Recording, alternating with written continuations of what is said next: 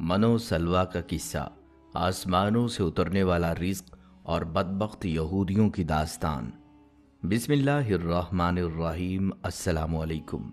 प्यारे दोस्तों, क्या आप यकीन करेंगे कि दुनिया में एक ऐसा वक्त भी गुजरा है जब खाने के लिए ना बीज बोया जाता था, ना फसल काटी जाती थी, ना बाजार की दौड़, ना चूल्हे की आग। बस आँख खुलती और पक्का पकाया खाना आसमान से उतर चुका होता। ये कोई दास्तान नहीं बल्कि कुरान मजीद का सच है।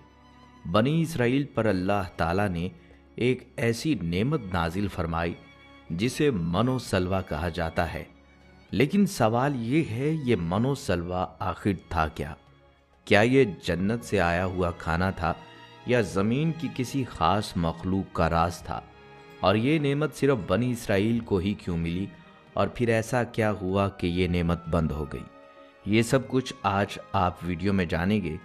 एक हैरत, एक राज, एक पैगाम जो सिर्फ बनी इसराइल के लिए नहीं बल्कि हम सब के लिए है। तो अगर आप ये जानना चाहते हैं कि मनो सलवा क्या था, कहाँ से आता था और क्यों रुक गया, तो इस वीडियो को आखिर तक ज़रूर देखें, क्योंकि आज आप सिर्फ एक किस्सा नहीं सुनेंगे बल्कि एक हकीकत को समझेंगे जो आपकी सोच बदल सकती है। मुअज़्ज़िज़ ख़वातीनो हज़रात, ये मनो सलवा का किस्सा सिर्फ खाने की नेमत का नहीं बल्कि एक पूरी कौम के मिजाज, इसकी आजमाइश और अल्लाह की हिकमतों की एक हैरत अंगेज दास्तान है। फ़िरौन जब दरियाए नील में गर्क हुआ तो बनी इसराइल को पहली बार आज़ादी की हवा नसीब हुई। एक मजलूम कौम जो सालों गुलामी की जंजीरों में जकड़ी रही अब मुकम्मल तौर पर आज़ाद हो चुकी थी, और इसके बाद सब के सब मुसलमान हो गए। जब हज़रत मूसा अलैहिस्सलाम ने अपनी कौम के दिलों में सुकून देखा तो अल्लाह की तरफ से हुक्म नाजिल हुआ, ए मूसा, अपनी कौम को लेकर अर्ज़ मुक़द्दस की तरफ रवाना हो जाओ, यानी बैतुल मुक़द्दस की तरफ। उस वक्त बैतुल मुक़द्दस पर कब्ज़ा अमालका की कौम का था, एक वहशी, जालिम और इंतहाई जंगजू कबीला जिन्हें जब्बारीन कहा जाता था। अल्लाह ने हज़रत मूसा अलैहिस्सलाम को हुक्म दिया कि इनके साथ जहाद किया जाए और शहर को आज़ाद करवाया जाए। चुनांचा हज़रत मूसा अलैहिस्सलाम 6 लाख के करीब बनी इसराइलियों का लश्कर लेकर रवाना हुए। लेकिन जैसे ही वो बैतुल मक़दस के करीब पहुँचे, कौम का रंग बदलने लगा, दिलों में खौफ उतर गया और ज़ुबानों पर शिकायतें आ गईं। बनी इसराइल कहने लगे कि ए मूसा, इस शहर में तो जब्बारीन बसते हैं जो बहुत ताकतवर और सख्त जान लोग हैं। जब तक वो वहाँ मौजूद हैं हम हरगिज़ वहाँ कदम नहीं रखेंगे, बल्कि आप और आपका रब जाएं और लड़ाई करें, हम तो यहीं बैठे हैं। सोचिए, ये वही कौम है जिसने अभी अभी फ़िरौन से निजात पाई थी, जिसने मूसा अलैहिस्सलाम के मौज़े अपनी आंखों से देखे थे और अब अल्लाह के हुक्म पर लड़ने से इनकार कर रहे थे। हज़रत मूसा अलैहिस्सलाम पर ये अल्फाज बिजली बनकर गिरे, दिल दुख से भर गया।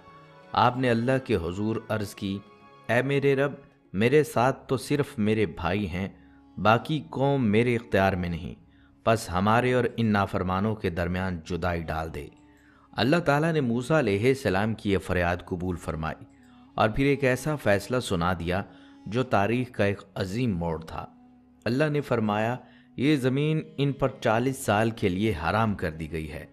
अब ये सहराए सेना में भटकते फिरेंगे, और ऐ मूसा, तुम नाफरमानों पर अफसोस न करो। इस नाफरमानी का अंजाम ये निकला कि 6 लाख बनी इसराइली बैतुल मुक़द्दस के दरवाजे पर वापस कर दिए गए, और फिर वो सब एक मैदान में दाखिल कर दिए गए जिससे निकलना उनके लिए नामुमकिन बना दिया गया।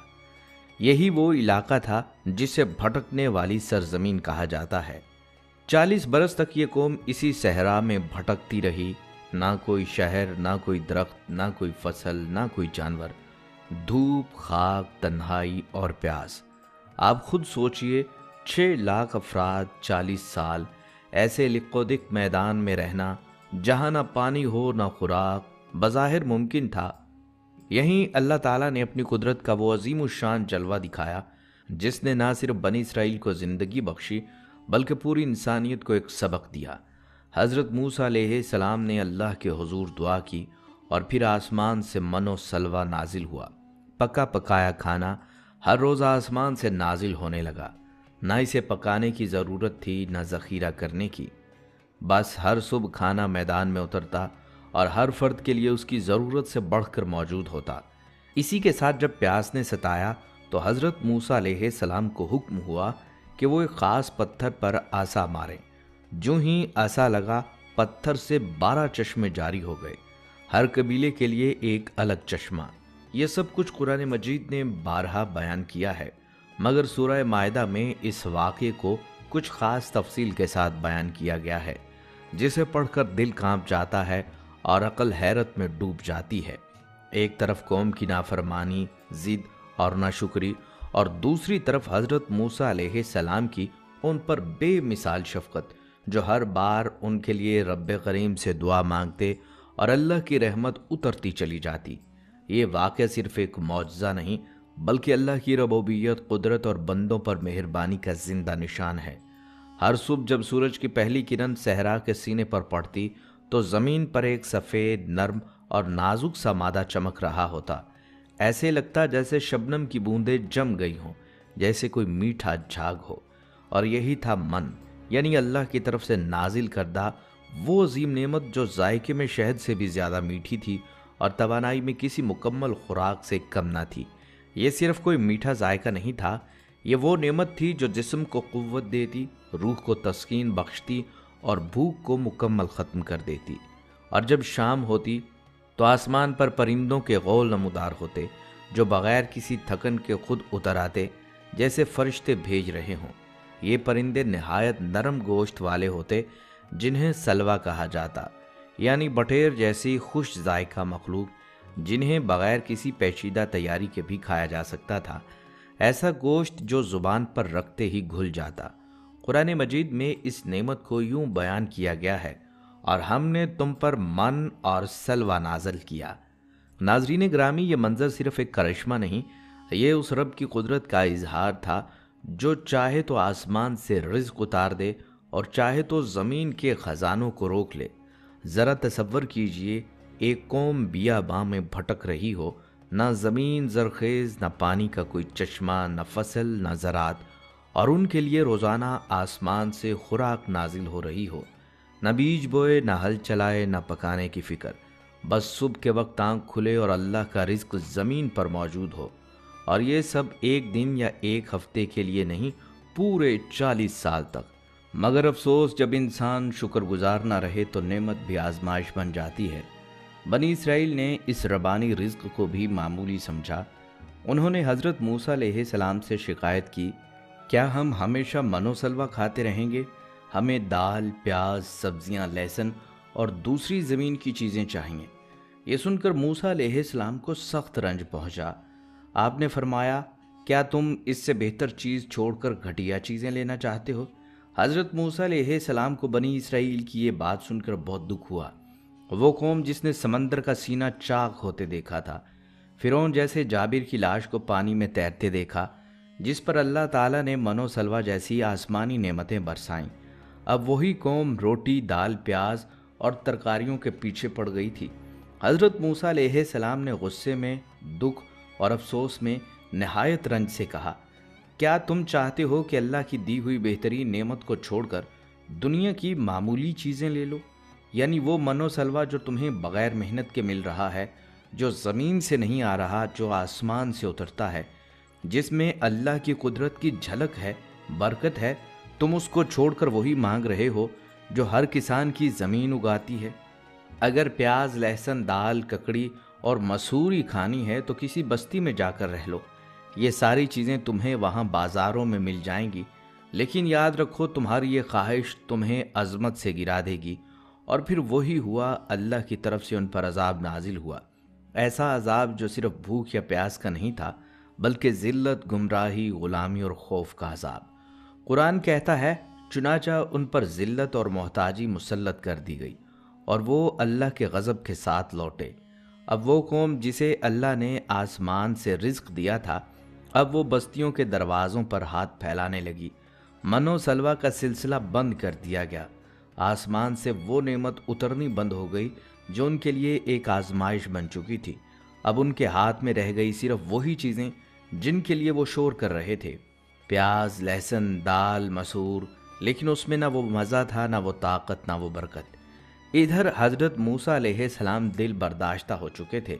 انہیں حکم ملا، اب تم ان کی ہر فرمائش پر صبر کرو، کیونکہ یہ قوم ابھی مزید نافرمانیاں کرے گی اور آزمائشوں میں پڑے گی۔ اور پھر جیسے جیسے وقت گزرتا گیا، اس قوم نے مزید نافرمانیاں کی۔ پانی کے مطالبے پر پتھر پر چھڑی مارنے کی فرمائش، سونے کے بچھڑے کی پوجا اور وعدوں سے مسلسل انحراف۔ یہ واقعہ ہمیں صرف بنی اسرائیل کی کہانی نہیں سناتا، یہ ہمیں خبردار کرتا ہے کہ نعمت کا انکار صرف نعمت کی محرومی نہیں لاتا، بلکہ اللہ کی ناراضی، دل کی سختی اور ذلت کو بھی لے کر آتا ہے۔ یہ من و سلوہ صرف ایک کھانے کا نام نہیں ہے، یہ اس عظمت کی علامت تھی جو صرف شکر گزاروں کو نصیب ہوتی ہے۔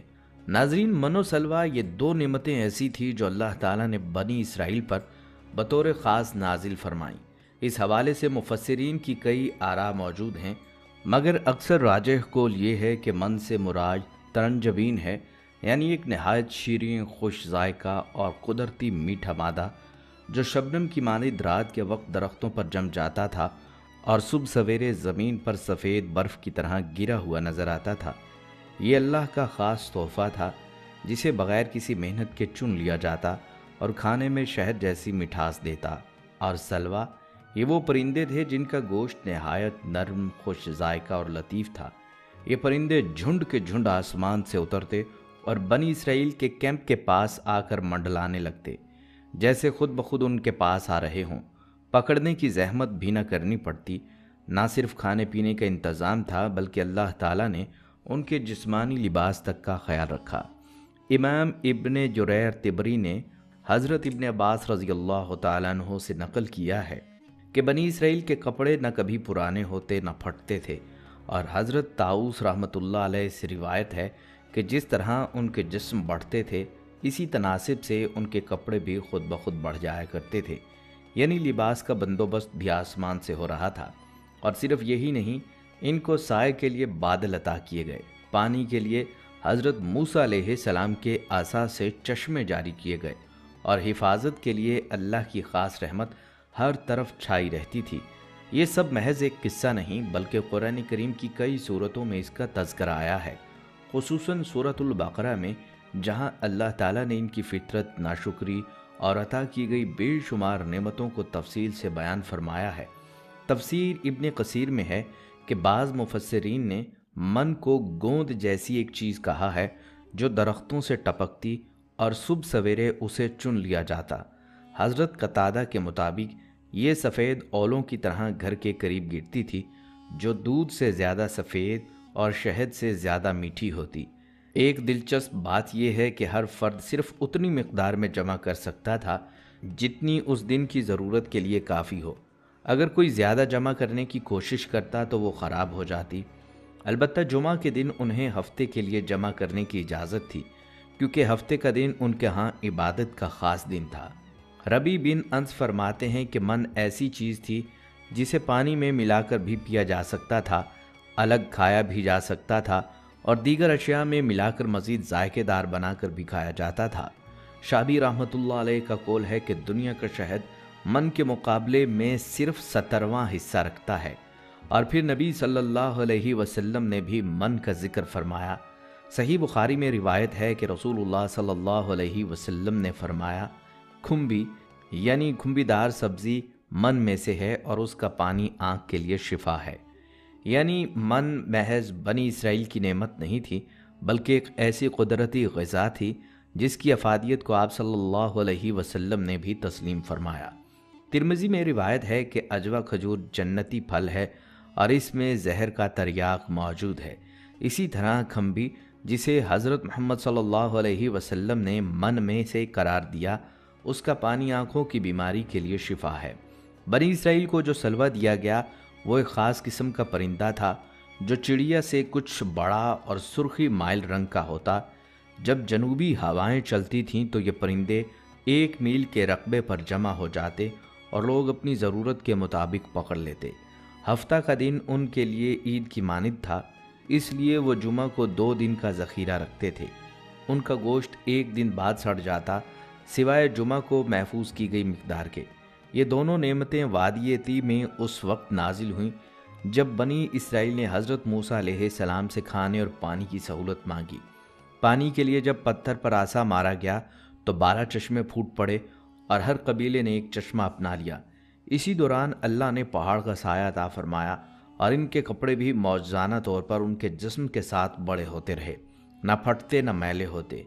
حضرت موسیٰ علیہ السلام کا حکم تھا کہ روزانہ نازل ہونے والا من و سلوہ اسی دن کھا لیا جائے، لیکن بعض لوگوں نے کل کے لیے ذخیرہ کرنے کی کوشش کی، جس سے ایسی نحوست پیدا ہوئی کہ کھانے سڑنے لگے اور وہی کا نظام رک گیا۔ اسی واقعے کے بعد دنیا میں کھانے کا خراب ہونا اور گوشت کا گلنا شروع ہوا۔ نبی صلی اللہ علیہ وسلم نے فرمایا، اگر بنی اسرائیل نہ ہوتے تو نہ کھانا خراب ہوتا نہ گوشت سڑتا۔ ناظرین، اب ہم بات کرتے ہیں من و سلوہ کی اس حقیقت پر جس پر جدید دور کے محققین اور سائنسی ذہن غور کر چکے ہیں۔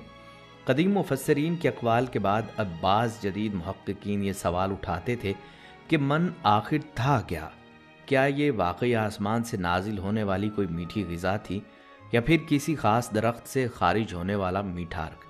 بعض ماہرین کا خیال ہے کہ یہ کسی درخت کا گوند تھا جو رات کو شبنم کی صورت میں جم جاتا اور صبح سویرے زمین پر چمکدار سفیدی کی شکل میں نظر آتا۔ کچھ اہل علم اسے شہد کی طرح کا ایک قدرتی مادہ قرار دیتے جو خود بخود زمین پر گرتا اور اس کا ذائقہ نہایت لذیذ اور دل کو بھا لینے والا ہوتا۔ اور سلوہ، اس کے بارے میں محققین کا ماننا ہے کہ یہ خاص قسم کا پرندہ تھا جو زیادہ تر ریتلے علاقوں میں پایا جاتا ہے، جس کا گوشت نرم، ہلکا اور توانائی سے بھرپور ہوتا ہے۔ بعض عرب علاقوں میں آج بھی ایسے پرندے موجود ہیں جنہیں بٹیریں کہا جاتا ہے، جن کا گوشت ہلکا اور ذائقے میں خوشبودار ہوتا ہے۔ دلچسپ بات یہ ہے کہ بنی اسرائیل کے لیے یہ پرندے بڑی تعداد میں بغیر کسی شکار کے آتے تھے، جیسے اللہ کا براہ راست عطیہ ہو۔ وہ تھکے ہارے کمزور پرندے ہوا کرتے جنہیں آسانی سے پکڑ کر پکایا جا سکتا تھا۔ جدید حیاتیاتی تحقیق اس بات کی تائید کرتی ہے کہ کچھ پرندے مخصوص موسموں میں ہجرت کرتے ہیں اور لمبے سفر کے بعد تھکن سے نڈھال ہو کر زمین پر اترتے ہیں۔ ایسے پرندوں کا شکار آج بھی دنیا میں کئی حصوں میں کیا جاتا ہے۔ اسی بنیاد پر بعض اسکالرز کا کہنا ہے کہ سلوہ بھی ہجرت کرنے والے ایسے ہی پرندے تھے جنہیں اللہ نے بنی اسرائیل کی خوراک کے لیے مخصوص کر دیا تھا۔ یہ سب باتیں ہمیں اس عظیم نعمت کی وسعت اور حیرت انگیز حقیقت کی طرف لے جاتی ہے۔ من و سلوہ صرف خوراک نہیں، یہ اللہ کی طرف سے نازل ہونے والی ایک ایسی رحمت تھی جس کا مقصد صرف جسم کی نہیں بلکہ روح کی بھی تسکین تھا۔ ناظرین، سب سے حیرت کی بات یہ ہے کہ من آج بھی دنیا میں موجود ہے۔ جی ہاں، یہ کوئی محض قصہ کہانی یا ماضی کا راز نہیں، بلکہ آج بھی مشرق وسطیٰ کے کچھ خطوں میں من جیسی نعمت دیکھی جا سکتی ہے۔ فلسطین، لبنان، عراق، ایران اور شام کے کچھ شمالی علاقوں میں ایسے درخت پائے جاتے ہیں جن سے صبح کے وقت ایک میٹھا سفید یا سنہرا گاڑھا مادہ ٹپکتا ہے۔ یہ درخت جب ٹھنڈی ہوا یا رات کی شبنم سے گزرتے ہیں تو ان کے پتوں یا تنوں سے من جیسا ایک عرق باہر آتا ہے، جسے مقامی لوگ بڑی عقیدت سے جمع کرتے ہیں اور اسے خشک کر کے یا تازہ حالت میں استعمال کرتے ہیں، بالکل شہد کی طرح۔